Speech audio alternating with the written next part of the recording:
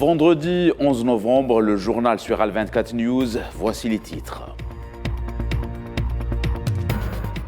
Ouverture de la 5e édition du Forum de Paris sur la paix dans la capitale française, en présence du ministre des Affaires étrangères, Ramtane Lamamra. Réunion du Conseil de paix et sécurité de l'Union africaine avec à l'ordre du jour d'éventuelles sanctions contre le pouvoir de transition tchadien. Ocean Viking à Toulon. Les autorités françaises ont fini par accepter le navire transportant des migrants après plusieurs jours de périple en Méditerranée.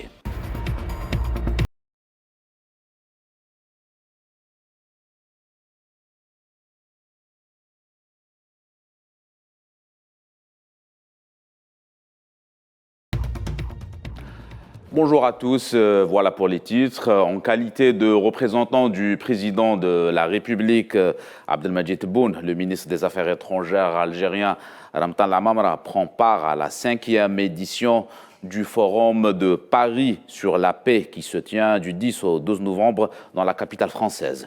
Sous le thème « Surmonter la multicrise », il est l'invité du président français Emmanuel Macron.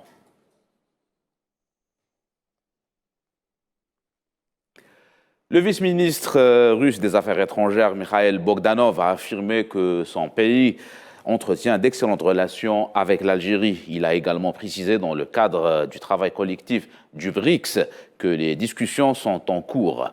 Nous saluons, dira-t-il, le désir de nos partenaires partageant les mêmes idées de se joindre au travail des formats tels que les BRICS, l'OCS, où nous travaillons activement. Fin de citation. Le président de la République, Abdelmadjid Tebboune, a reçu à Alger le ministre de l'Énergie et des Ressources naturelles turc, Fatih Donmaz. L'audience s'est déroulée au siège de la présidence en présence du directeur du cabinet à la présidence, Abdelaziz Khlaf, et du ministre de l'Énergie et des Mines, Mohamed Arqab. J'ai eu l'honneur aujourd'hui d'être reçu par le président de la République, Abdelmadjid Tebboune. Comme vous le savez, le niveau des échanges économiques et commerciaux entre l'Algérie et la Turquie a atteint les 5 milliards de dollars et nous ambitionnons d'atteindre les 10 milliards de dollars. Cette rencontre nous a permis de donner au président Tebboune un aperçu exhaustif sur la nature de notre coopération dans le secteur énergétique conformément au suivi du comité mixte. Par ailleurs, le président nous a encouragés à approfondir nos relations.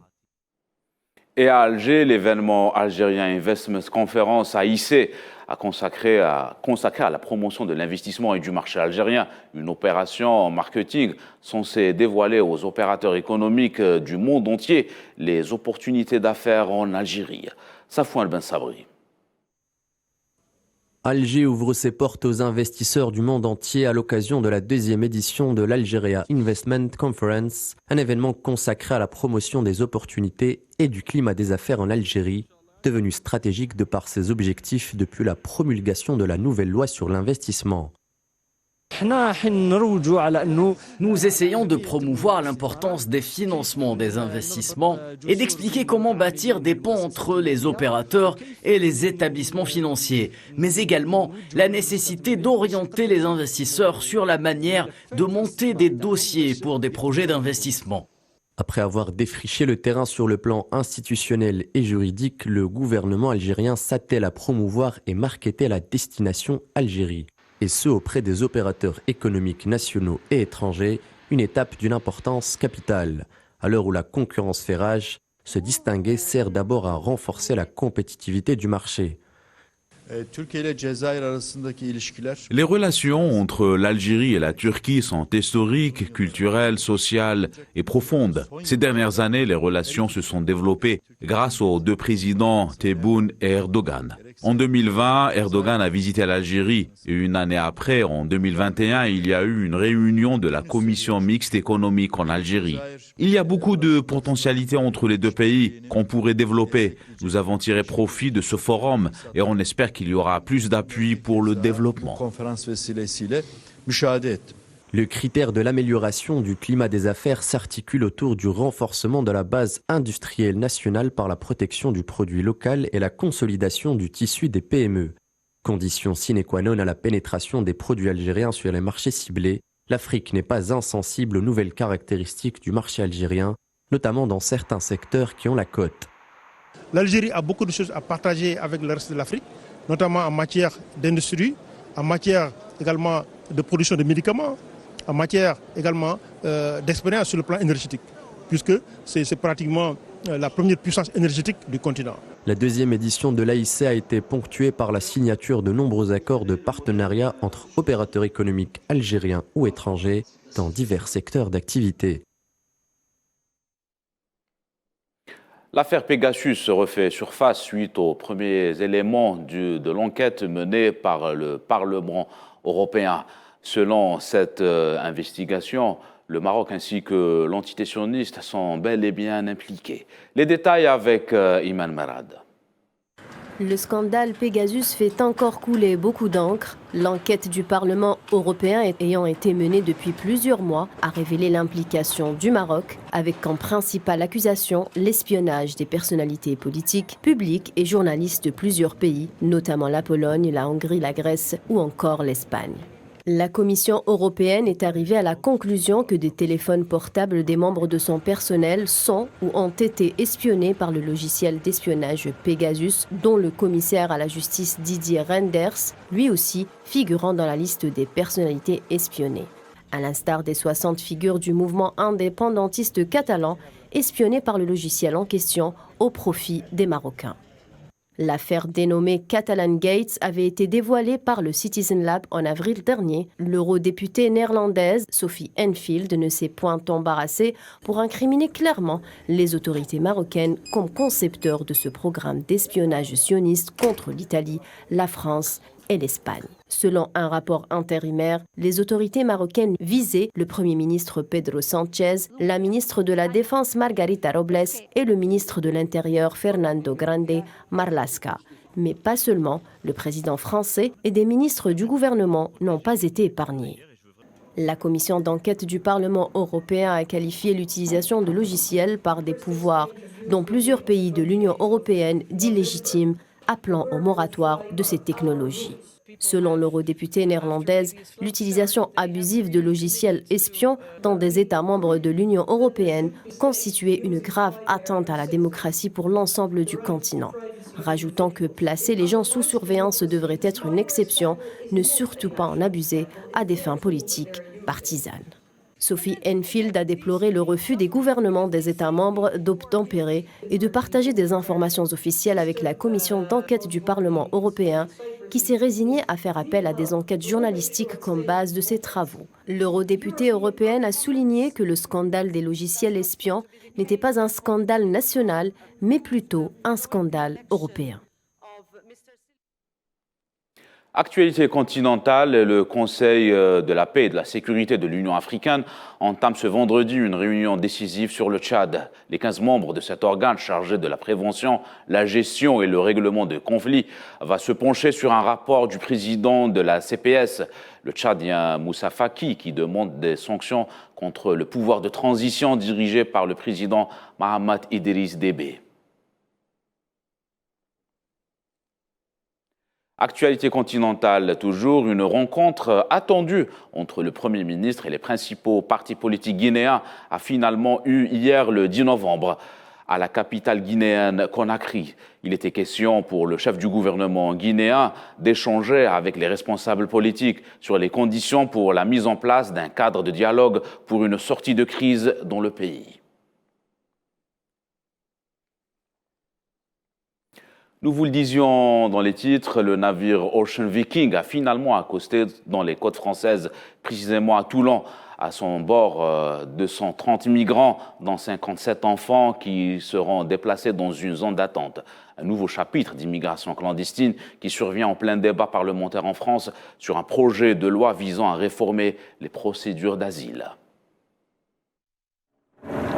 Et donc, ce que je vous ai annoncé, c'est que si nous accueillons 234 personnes, dont 57 enfants, je veux le rappeler, dont un tiers déjà, si j'ose dire, partiront dans les prochaines heures, une fois leur arrivée, en Allemagne, donc la solidarité européenne fonctionne en son plein, nous relocaliserons aucune des personnes sur lesquelles nous nous étions engagés. La France avait commencé à quelques dizaines de personnes déjà pour les semaines et les mois qui viennent, tant que l'Italie gardera ce comportement qui est contraire au droit international, qui est contraire à la solidarité et aux engagements que le gouvernement italien a pu tenir déjà seulement quelques semaines.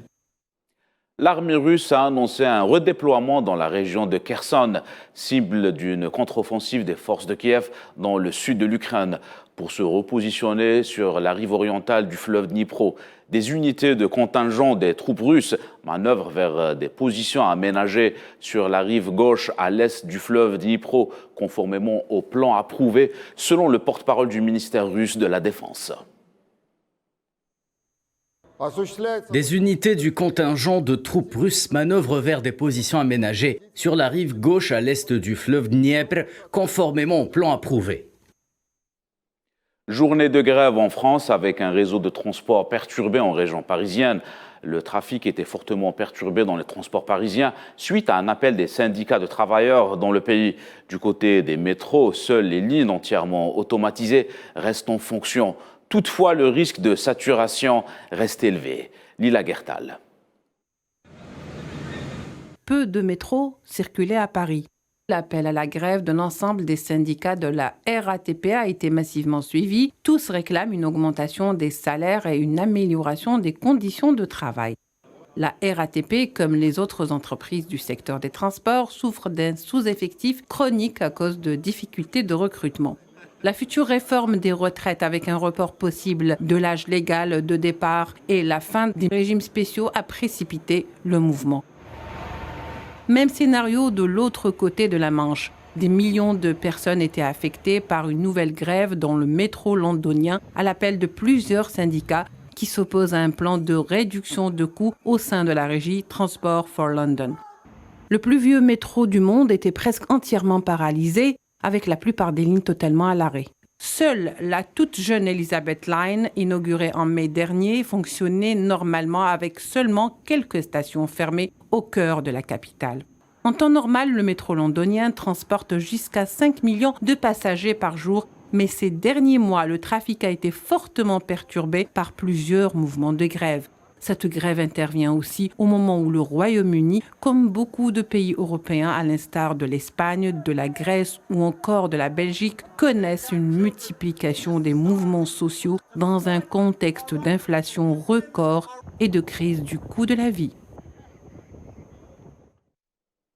Et après la capitale, Paris, qui a connu cette vague de protestation, le mouvement de contestation gagne d'autres villes françaises à l'instar de l'Italie, la Belgique ou encore l'Allemagne. Après une semaine marquée par les élections mi-mandat, le président américain Joe Biden entame une tournée asiatique, à commencer par l'Égypte, pour participer au sommet des Nations Unies sur le climat COP27 ce vendredi, suivi d'un déplacement au Cambodge pour assister au sommet de l'Association des Nations de l'Asie du Sud-Est et de l'Asie de l'Est les 12 et 13 novembre. Ensuite, le président américain se rendra en Indonésie pour assister à la réunion annuelle du groupe G20 les 14 et 15 novembre. Le président chinois Xi Jinping sera présent au sommet du G20 qui se tient à Bali, en Indonésie, le 14 et 17 novembre. C'est ce qu'a rapporté le ministère des Affaires étrangères chinois. Il se rendra ensuite en Thaïlande pour participer au sommet du Forum de la coopération économique Asie-Pacifique à Pec du 17 au 19 novembre. Il rencontrera en outre ses homologues américains Joe Biden et le président français Emmanuel Macron.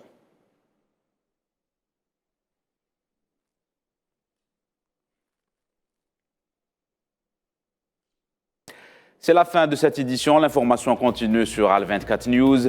Excellent après-midi.